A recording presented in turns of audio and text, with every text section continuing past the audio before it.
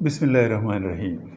علامہ محمد اقبال نے اپنے ایک نعتیہ کلام میں 2 بادشاہوں کا ذکر کیا ہے اور 2 فقیروں کا، اور کہا ہے کہ یہ جو 2 بادشاہ ہیں، اگر آپ نے رسول کریم صلی اللہ علیہ وسلم کی عظمت اور ان کی شان اور ان کا رعب دبدبہ دیکھنا ہو تو یہ ان 2 بادشاہوں کی تاریخ پڑھیں، آپ کو پتہ چل جائے گا کہ اس نام سے بننے والی سلطنتوں کا کیا حال تھا۔ اور پھر 2 فقیروں کا ذکر کیا ہے اور کہا ہے کہ اگر رسول کریم صلی اللہ علیہ وسلم کا عجز، انکسار، خاکساری دیکھنی ہو تو ان 2 فقیروں کو دیکھیں۔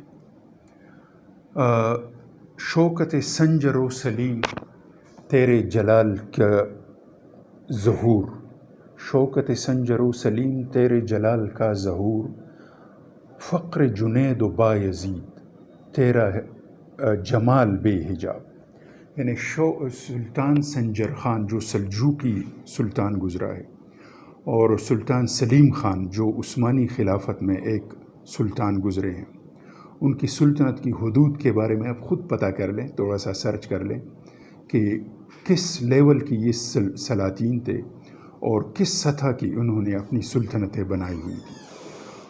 اور یہ صرف ان 2 سلاطین اور 2 سلطنتوں کی بات نہیں ہے، بلکہ اسلامی تاریخ کو آپ دیکھیں جو رسول کریم صلی اللہ علیہ وسلم سے شروع ہوتی ہے، اور آپ کے افکار اور رسول کریم صلی اللہ علیہ وسلم کا اسوہ حسنہ کی پیروی کرتے ہوئے لوگ ان مقامات تک پہنچے ہیں جہاں تک انسان کا تصور پہنچنا مشکل ہے۔ اور اسی اسوہ رسول کے نتیجے میں بایزید بستامی اور جنید بغدادی جیسے فقراء اور ملنگ پیدا ہوئے ہیں، جن کے بارے میں رسول کریم صلی اللہ علیہ وسلم نے فرمایا تھا، یعنی ایسے لوگوں کے بارے میں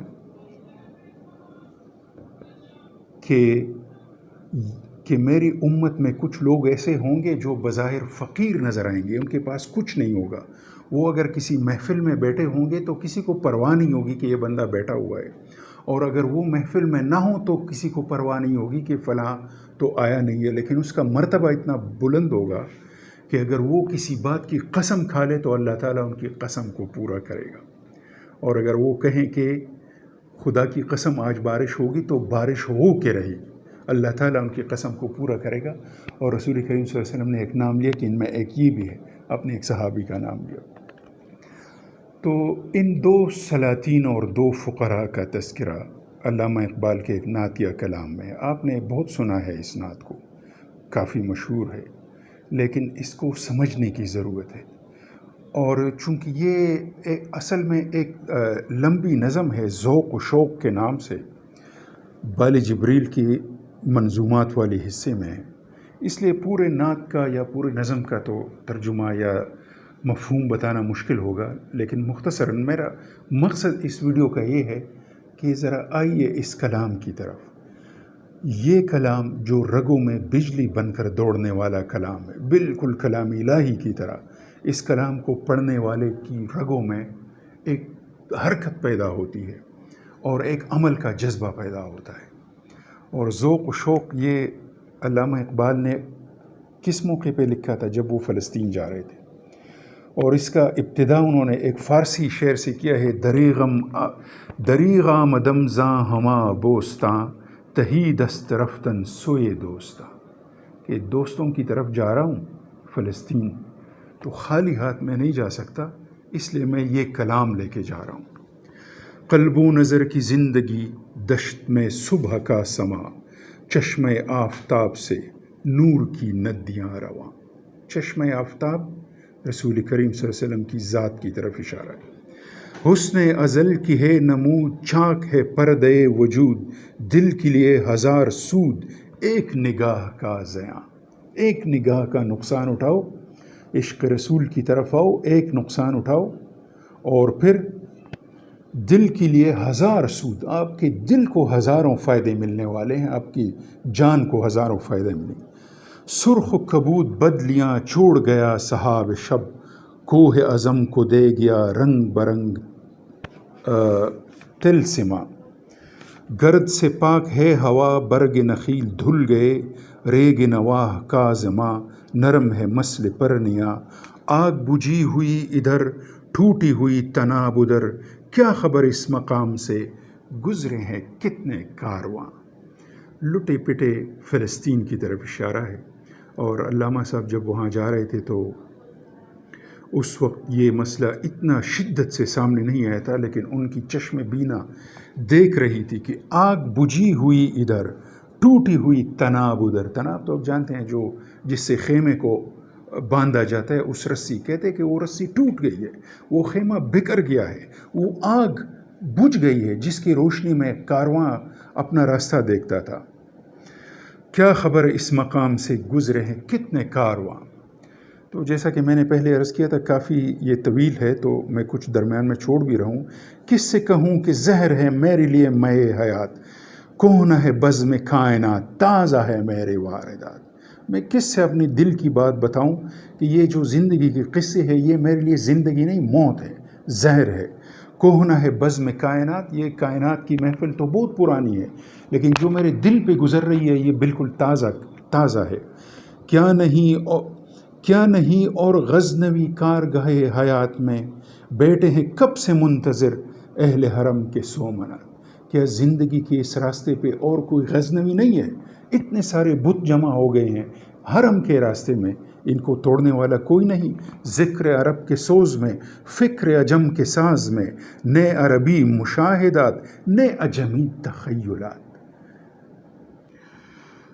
اب ذرا دیکھیں اقبال کے نعتیہ کلام کو۔ عشق رسول میں ایسا کلام کم سے کم میری نظر سے نہیں گزرا۔ لوح بھی تو، قلم بھی تو، تیرا وجود الکتاب، گنبد آبگین رنگ تیرے محیط میں حباب۔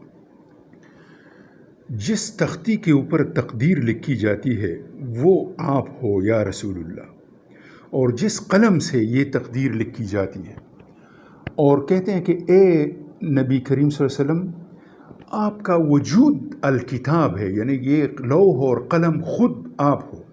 یعنی رسول اللہ صلی اللہ علیہ وسلم سے جتنی بندہ قریب جائے گا اتنی ہی عظمت پائے گا۔ گنبد آبگین رنگ تیرے محیط میں حباب، یہ جو آسمان کا لامحدود گنبد ہمارے اوپر ہے، رسول کریم صلی اللہ علیہ وسلم کے علاقے میں اس کی حیثیت پانی کے ایک بلبلے کے برابر ہے۔ ایسا مطلب ہے کہ موازنہ کوئی شاعر نہیں کر سکتا۔ عالم آب و خاک میں تیرے حضور سے فروغ، ذرہ ریگ کو دیا تو نے طلوع آفتاب۔ کہتے ہیں کہ یا رسول اللہ، یہ مٹی اور پانی سے بنے ہوئے عالم میں، دنیا میں تیری وجہ سے زندگی وجود میں آئی ہے، اور تیری وجہ سے ریت کے ایک ذرے کو سورج جیسی روشنی ملتی ہے۔ شوکت سنجر و سلیم تیرے جلال کی نمود، فقر جنید و بایزید تیرا جمال بے نقاب۔ کہ سلطان سنجر خان اور سلطان سلیم خان جیسے بادشاہت ہیں، یہ تیرے روب اور دبدبے کا ایک ادنا سا نتیجہ ہے۔ اور جنید بغدادی اور بایزید بستامی جیسے بڑے بڑے روحانی شخصیات، وہ تیرے حسن کی، تیرے جو داخلی جمال ہے اس کا ایک یعنی مظاہرہ ہے۔ شوق تیرا اگر نہ ہو میری نماز کا امام، میرا قیام بھی حجاب، میرا سجود بھی حجاب۔ کہ اگر عشق رسول کی وجہ سے نماز نہیں پڑھی جاتی، کسی اور وجہ سے پڑھی جاتی ہے، تو وہ نماز نہیں ہے۔ اس نماز میں کھڑے ہونے کی بھی کوئی اہمیت نہیں ہے، اور اس میں سجدے میں جانے کی بھی کوئی حیثیت نہیں ہے۔ تیری نگاہ ناز سے دونوں مراد پا گئے، عقل و غیاب و جستجو، عشق و حضور و اضطراب۔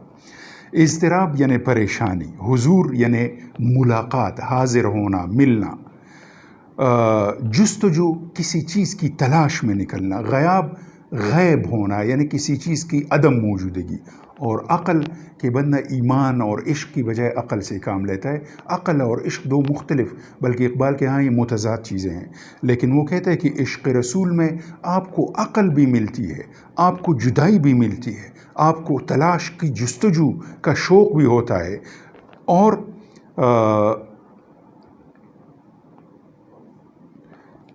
اضطراب جو عشق میں جو پریشانی ہوتی ہے وہ بھی۔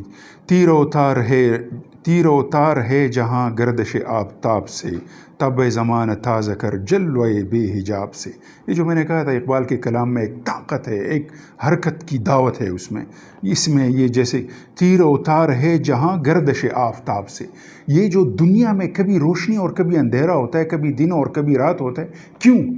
क्योंकि दुनिया गर्दश में है, ये हरकत में है। हरकत की वजह से रोशनी आती है और हरकत की वजह से आप अंधेरों से निकलते हैं। तब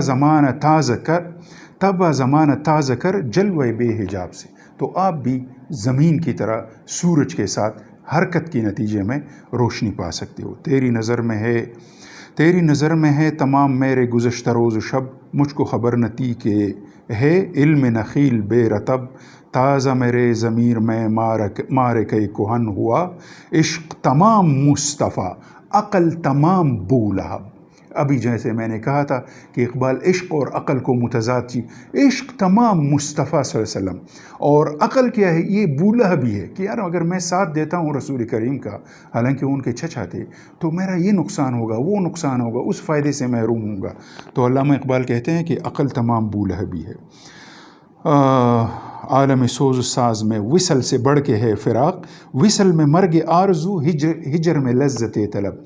अल्लामा इकबाल से किसी ने पूछा कि आपकी अपनी शायरी में सबसे पसंदीदा शेर कौन सा है? तो उन्होंने कहा कि मुझे सारे पसंद हैं, लेकिन अगर मैंने एक ही बताना हुआ तो वो ये शेर है, आलम सोज़ साज में विसल से बढ़ के है फ़िराक़, विसल में मर्ग आरज़ू हिजर में लज्जत तलब। ऐन विसाल में मुझे हौसला नज़र न था, गरचे बहाना जू रही मेरी निगाह बेअदब। गर्मी आरज़ू फ़िराक़, शोरश हाय हू फ़िराक़, मौज की जुस्तजू फ़िराक़, क़त्रे की आबरू फ़िराक़। ये जो पसंदीदा शेर में कि आलम सोज़ साज में विसल से बढ़ के है फ़िराक़। इस दुनिया में मिलने, महबूब से मुलाकात से बेहतर है जुदाई। क्यों? इसलिए कि जब आप मिलते हैं तो आपकी तलब ख़त्म हो जाती है, आपका शौक़ पूरा हो जाता है, आपको मज़ीद हरकत की जुस्तजू नहीं रहती। लेकिन जब तक आपकी मुलाकात नहीं होती तो क्या होता है? ऐन विसाल में मुझे हौसला नज़र न था, कि ऐन मुलाकात के मौके पे मुझे इतना हौसला नहीं था कि मैं अपने महबूब की तरफ से देखूं। गरचे बहाना जू रही मेरी निगाह बेअदब, अगरचे मेरी निगाह ने बड़े बहाने तलाश की कि मैं अपने महबूब की तरफ देखूं। आखिरी शेर, गर्मी आरज़ू फ़िराक़, जुस तमन्ना और ख्वाहिश की गर्मी जो है ये जुदाई की वजह से है। शोरश हाय हू फ़िराक़, और ये जो शोर और शराबा है ये जुदाई की वजह से है। मौज की जुस्तजू फ़िराक़, ये मौज जो सर उठाती है समंदर में, ये जुदाई की वजह से सर उठाती है। क़त्रे की आबरू फ़िराक़, कतरा इसलिए है कि वो समंदर से अलग होता है तो कतरा कहलाता है, समंदर में मिल जाए तो कतरे की हैसियत ख़त्म हो जाती है। इसमें बड़ी मानी है, बड़ा फ़लसफ़ा है, बहुत बातें इस पे हो सकती है, लेकिन मेरा मकसद सिर्फ आपको मुतवज्जे कराना था कि आप आएँ, इसको पढ़ें, मज़ा उठाएं और फ़ायदा भी उठाएं।